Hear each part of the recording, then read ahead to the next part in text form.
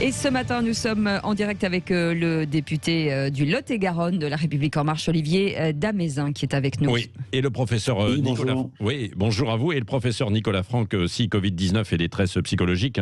Sur l'odyssée du confinement, on va voir avec vous, et parce que vous avez retracé un petit peu le stress et les conséquences du stress, professeur Nicolas Franck, pendant cette période de confinement et cette période en fait de Covid. Juste avant ça, parce que j'ai trouvé en fait très intéressant, Olivier Damézin, votre rapport sur cette détresse aussi psychologique qui existe dans le monde agricole. Vous avez noté une surmortalité, c'est ça, des agriculteurs par rapport aux autres professions? Oui, c'est malheureusement le cas. C'est la profession qui est la plus impactée par le taux de suicide. Et c'est de très nombreuses années que ça dure. Donc, c'est un rapport qui m'a été remis par le président de la République lors du Salon de l'agriculture en 2020. Et j'ai vécu les deux confinements, qu'on vit encore d'ailleurs. Oui. Donc, en plein milieu de ma mission. Donc, j'ai fait une mission dans des situations un peu complexes. Mais ce qui m'a permis de faire beaucoup de visioconférences et de rencontrer plus de 300 auditions, 300 personnes. Donc, ça aussi, cet avantage-là, j'ai pu faire. Et quel est le résultat de cette dans le monde agricole, parce qu'on parle de suicide en fait énormément. Et est-ce que c'est en augmentation ou pas, malheureusement? Alors ça, c'est une donnée que je ne peux pas vous répondre, parce que les derniers chiffres que l'on a, c'est 2015. Et moi, justement, j'ai dit plus tard qu'hier au Premier ministre que c'était pas très logique que dans un pays comme la France, qu'on n'ait pas de chiffres plus récents que 2015 sur le taux de suicide des agriculteurs. Et pourquoi on ne les a pas? Pourquoi on ne les a pas? Je peux pas vous répondre. Ah bon? Ah non, je n'ai pas de réponse à ça. Je pense qu'il faut mais c'est pas une question de mauvaise volonté, mais les derniers chiffres que l'on a, c'est les chiffres de la MSA. Oui. Ça veut dire qu'on ne veut pas montrer cette réalité qui existe. Il y a eu une prise de conscience d'ailleurs aussi l'année dernière pour une partie du grand public avec ce film Au nom de la terre qui avait ému en fait beaucoup de gens qui l'ont vu. J'étais hier lors de la remise du rapport, il y avait Édouard Bergeon qui était à mes côtés parce qu'on a bien travaillé ensemble, on s'est connus à cette occasion et on a bien travaillé ensemble sur cette mission, et il est évident que ce film a brisé les tabous.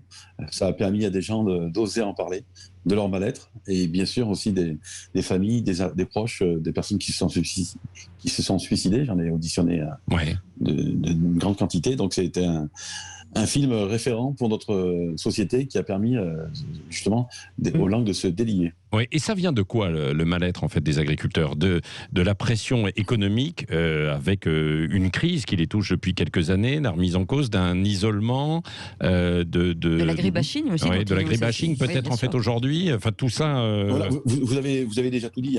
Vous en avez juste oublié ces problèmes d'intergénération et le rapport à la terre qui est particulier. C'est une profession de ce côté-là, c'est très particulier. Ce lien qu'il y a avec la terre, c'est plus axé qu'un artisan qui va avoir avec son bâtiment, sa structure. Là, en plus, il y a le lien à la terre qui est transmis de génération en génération. Et un agriculteur a cette pression supplémentaire de ne pas pouvoir arrêter son activité parce que les générations ont bâti l'exploitation depuis des générations et des générations, pierre après pierre.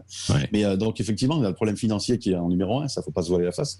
Si tous les agriculteurs gagnaient bien leur vie, il y aurait moins de suicides. Sachez qu'un éleveur actuellement en France, ou même un viticulteur, peut toucher 500 € par mois, et un éleveur fait environ 70 heures par semaine.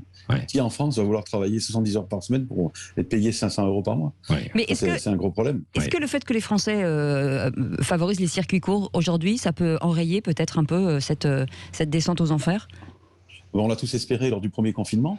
Ça a été le cas pendant le premier confinement. Les Français ont vraiment joué le jeu du local. D'ailleurs, depuis, on peut le dire que le local a pris la main sur le bio. Les gens préfèrent acheter local en priorité plutôt que d'acheter du bio. C'est pas qu'ils sont contre le bio, mais cette priorité, c'est le local. C'est bien, mais par contre, les habitudes sont vite revenues d'aller quand même acheter au plus simple, c'est-à-dire en grande surface ou au petit commerce du coin, plutôt que d'aller acheter chez son agriculteur. Mais par contre, les agriculteurs ont eu des liens avec soit les grandes surfaces, soit les petits commerçants, et il y a des liens qui sont tissés, et j'espère que pour la suite, des filières pourront se développer comme ça, effectivement. Oui. Merci Olivier Damézin. Vous pouvez rester avec nous d'ailleurs pour écouter le professeur Nicolas Franck.